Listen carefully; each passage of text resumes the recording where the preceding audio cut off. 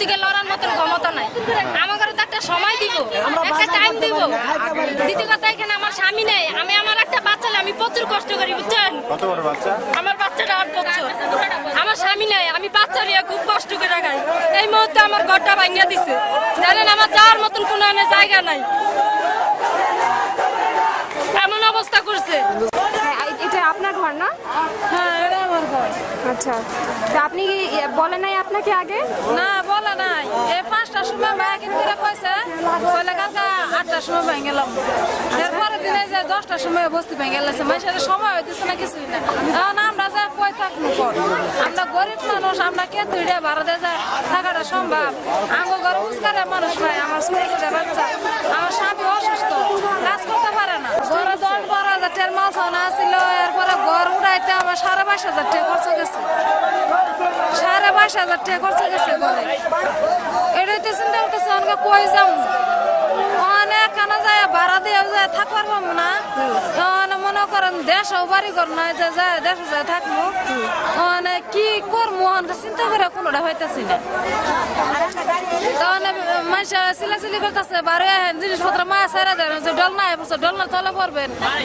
জিনিসপত্র এত কষ্ট করে মায়া দুঃখ কষ্ট করে জুড়াইছি, জিনিসপত্র মায়াকে সারাম যা কিছু হারাইছি আর কিছু ঘরের ভিতরে আছে। যারা আশপাশে আছে ওরা তো কোনো কিছুই করতে পারে না, কিছু কিছু জিনিস আছে বাঁচাইতেই পারে। আচ্ছা, আপনারা কি থাকেন এদিকে?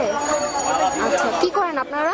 আমরা গার্মেন্টস করি, দেখেন গার্মেন্টসতে করি, এই অবস্থা মানুষ থাকবো কেমনে? যে বস্তি যে থাকছে, কত মানুষের বাড়ি ঘর নাই, কত মানুষের বাড়ি ঘর নাই। আমার যে অবস্থা করছে, আমার 4টা রুম করে একবার শেষ।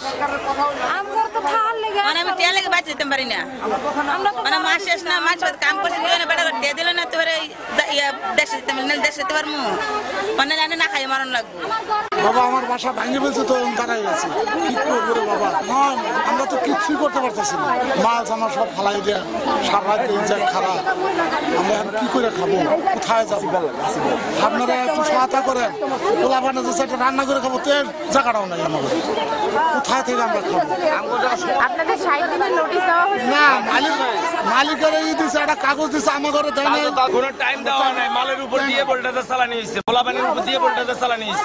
এখন আমরা সময় যাবো, পোলাপান ছিল, বড় বাচ্চা কাচ্চা ছিল, ওটির উপর দিয়ে পোল্টাতে চালানি হয়েছে। রান্না করছি, তারপর ভাত পোলা রান্না করবো, তাও নিছে পাল্টাই আলাইছে। এখন আমরা কোথায় যাবো পোলা বানিয়ে? না পাইছি বেতন, না পাইছি কিছু, কিচ্ছু পাচ্ছি না। না সাংবাদিক আসলে মনে করুন ওই বাজে আছে, কিন্তু পরিচয় জানে কারণে